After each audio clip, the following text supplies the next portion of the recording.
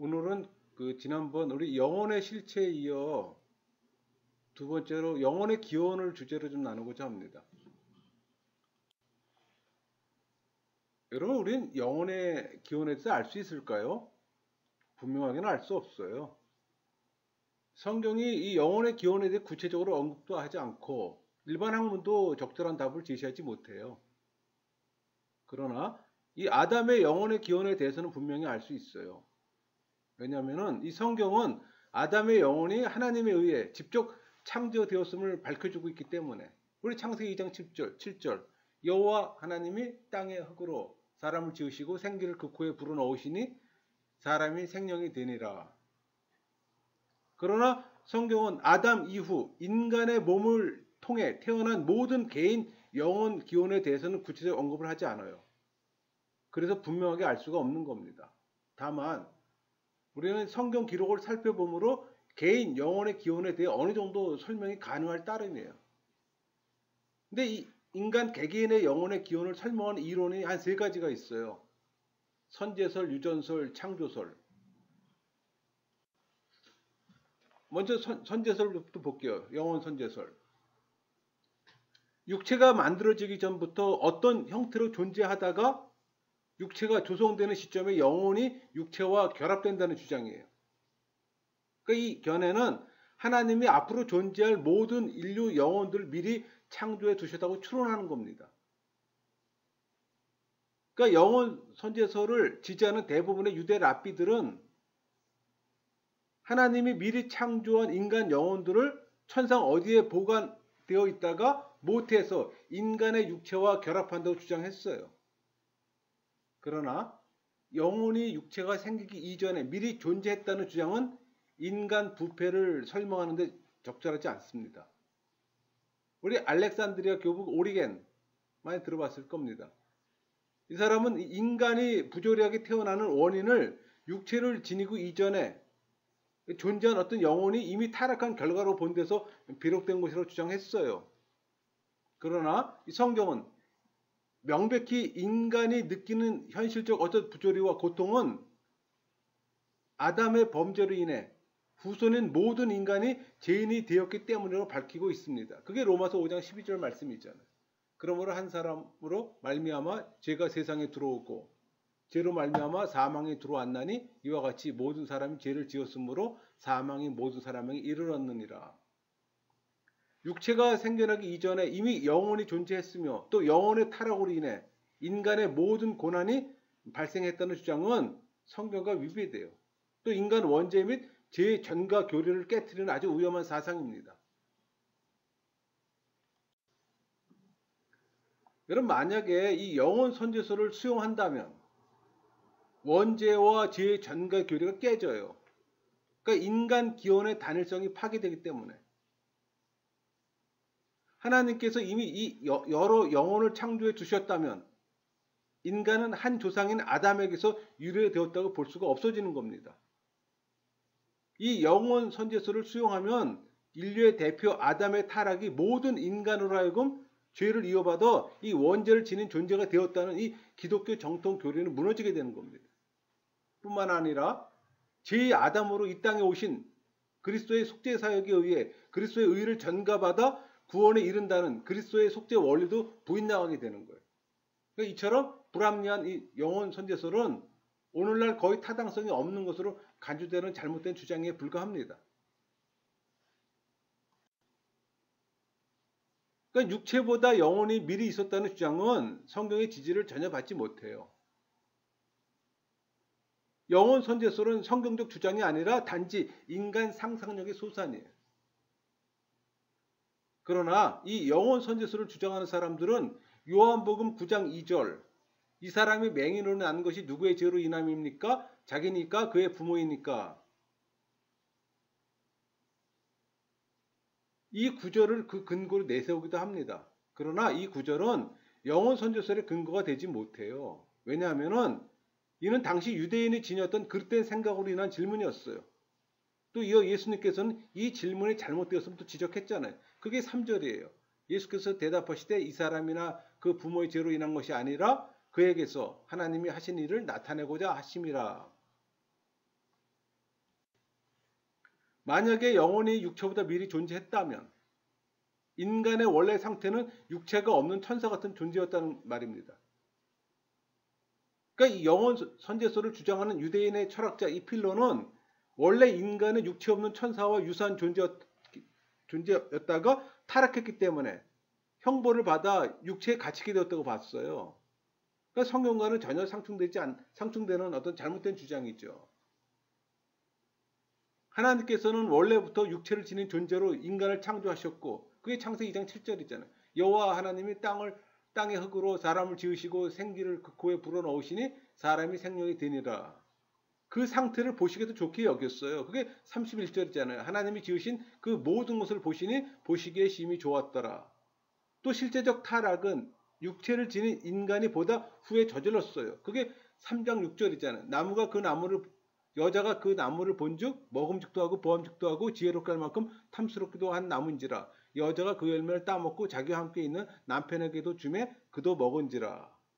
따라서 이런 주장은 육은 악하고 영은 선하다는 헬라 철학의 이원론에서 영향을 받은 것으로 보면 됩니다. 두 번째가 영혼 유전설이에요. 이 영혼 유전설은 인간 영혼이 육체와 함께 부모로부터 자녀에게로 출산이라는 방법에 의해 계속 유전된다고 보는 겁니다.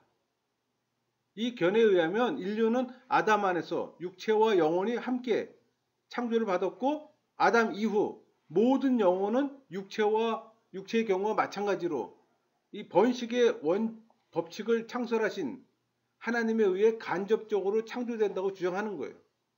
그러니까 영혼 유전설을 주장하는 자들은 결정적인 것은 아니나 나름대로 또 성경적 근거를 제시해요.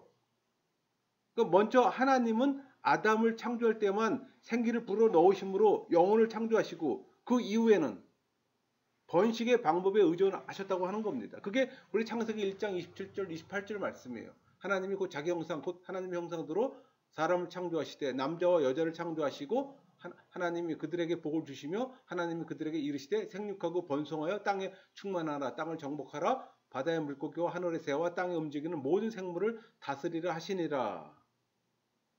또 창세기 2장 7절 여호와 하나님이 땅의 흙으로 사람을 지으시고 생기를 그 코에 불어넣으시니 사람이 생명이 되니라.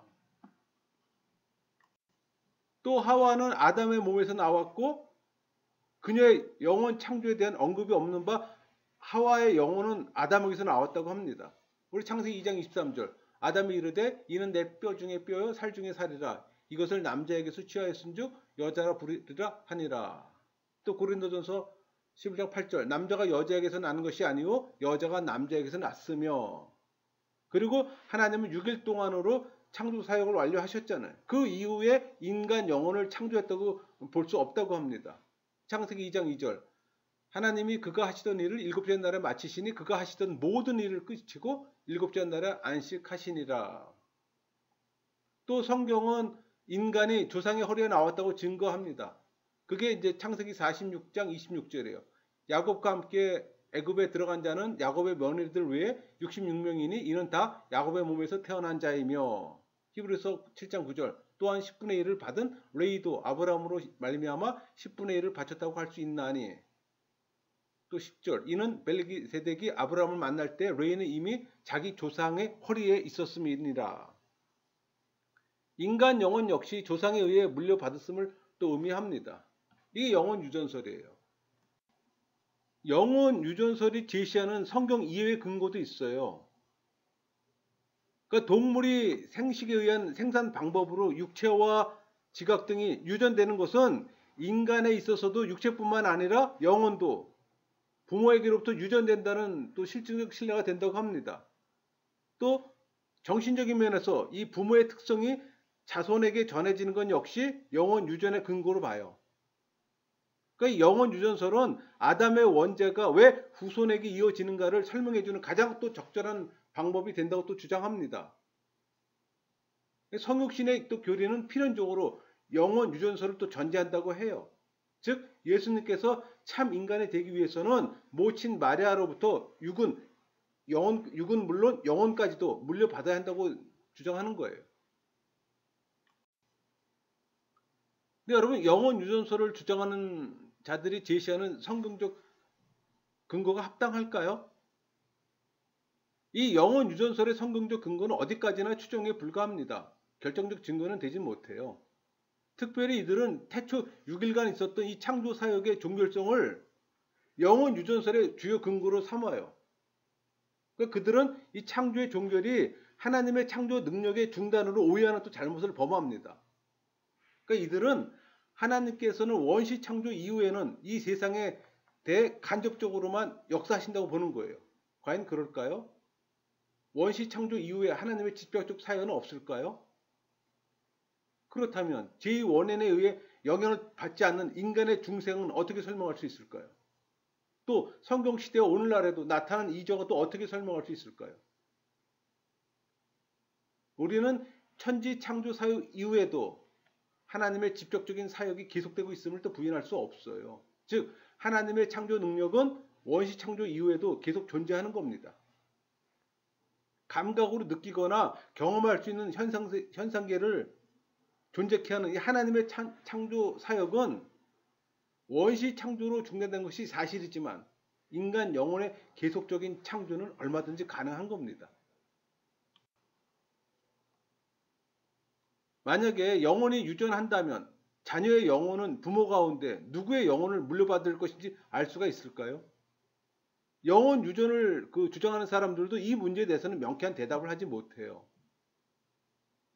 부모의 영혼이 분할돼 자녀에게 전달된다는 주장은 영혼이 비호소임으로 분할되지 못한다는 원칙을 또 위배합니다.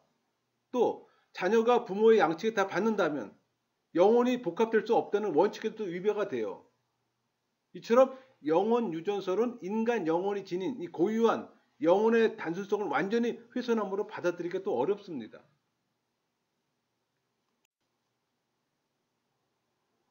이 원죄 교리를 설명하기 위한 방법으로 이 영혼 유전설을 채택하는 것은 바람직할까요? 영혼 유전설에 의하면 아담의 원죄가 후손에게 이어지는 까닭은 영혼이 유전되기 때문이라고 합니다. 이는 일면 원죄 교리를 매우 잘 설명하는 듯해요. 그러나 영혼 유전설은 영혼이 유전될 경우 인간은 아담뿐만 아니라 그 이후의 모든 조상들이 지은 이 축적된 죄까지도 원죄로 가져야 한다는 이 문제 제기에 답을 하지 못합니다. 따라서 이 원죄 교리를 설명하기 위한 방법으로 영혼 유전설을 채택하는 건 또 바람직하지 않아요. 아담 이후 인류가 원죄를 갖게 되는 것은 자녀가 부모의 영혼을 유전받기 때문이 아니라 아담이 모든 인류의 대표로 범죄했기 때문이에요.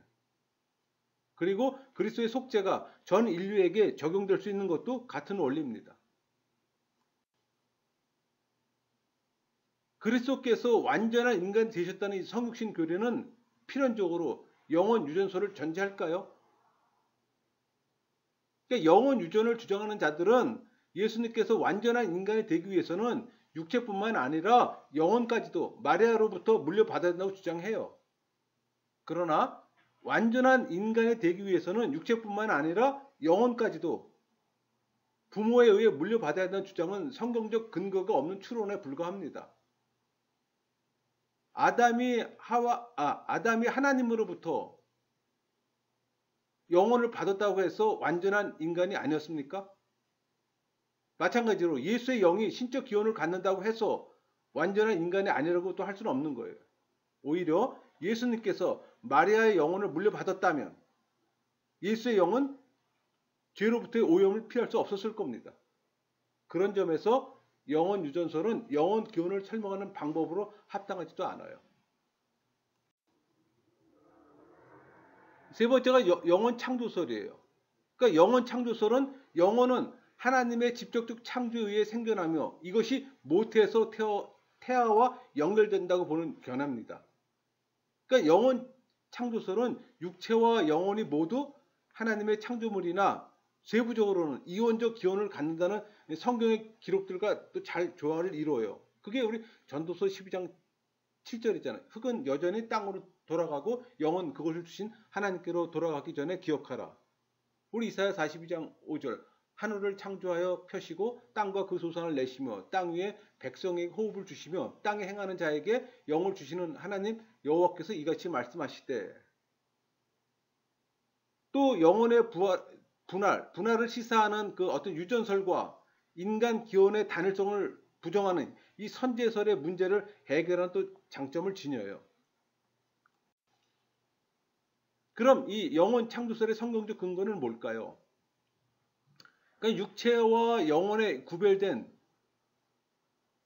창조를 암시하는 원시 창조의 기록입니다. 그게 창세기 2장 7절이에요.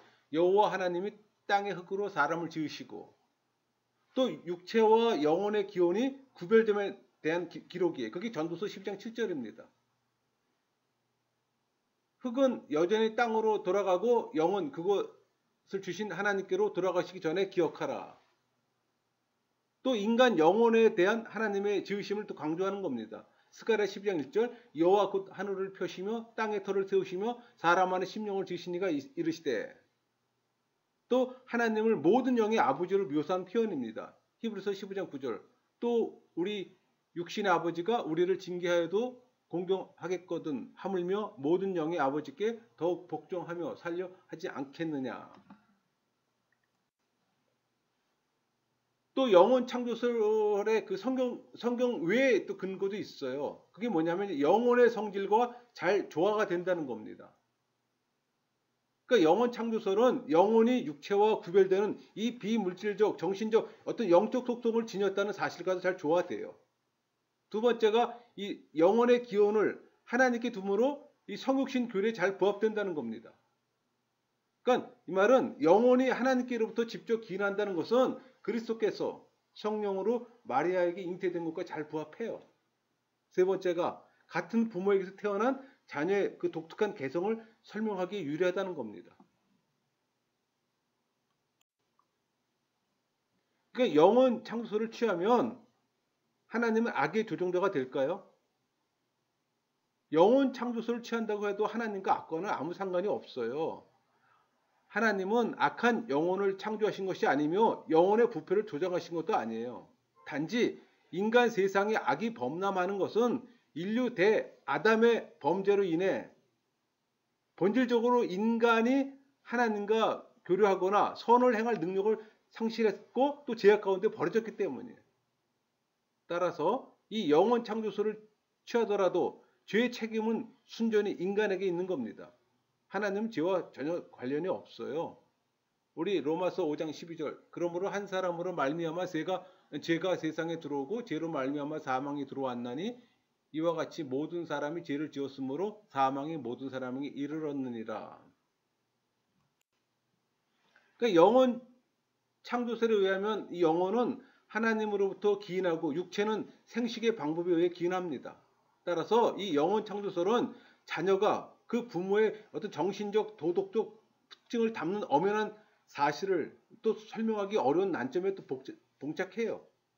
하지만 이것도 그렇게 심각한 문제는 아닙니다. 왜냐하면 우리는 이와 관련해 하나님께서 자녀의 영혼을 창조하실 때 그 부모의 특성을 염두에 두고 창조하실 가능성을 배제할 수가 없잖아요.